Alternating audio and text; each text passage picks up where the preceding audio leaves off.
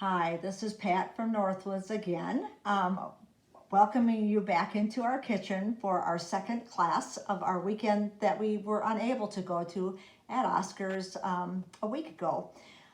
This class is Northwoods Spectacular Scenery Workshop. So I'm just going to give you a brief overview of what we're going to be covering in the class. I sure wish we could be doing this in person with you. We truly miss you and wish we were there. But this is our next best thing in our new world. So this is what we're going to be doing in our class. You have a handout, Northwood Spectacular Scenery Workshop.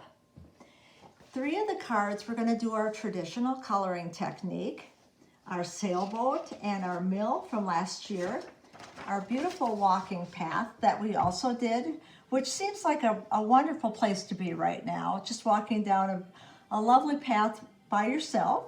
And then finally, we're going to be working on doing some brayering, which I had hoped to do this with you in person, but I'm going to just show you as many tips as I can as this workshop goes on. So in your kit, you're going to be getting your cards that we've stamped ahead of time on our Northwoods watercolor paper. And then I've chosen some really pretty dotted Swiss papers to make your images look even better. And then also on this class, I've used 2 die sets that I think you're going to really enjoy. And actually, they are discontinued sets, but we still have a number of them.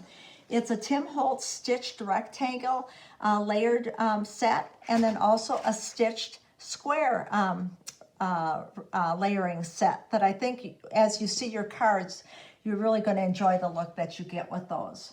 So that's what we're going to do. So again, 3 regular colored cards, and then we'll have a brayering workshop, and I will go through how to brayer.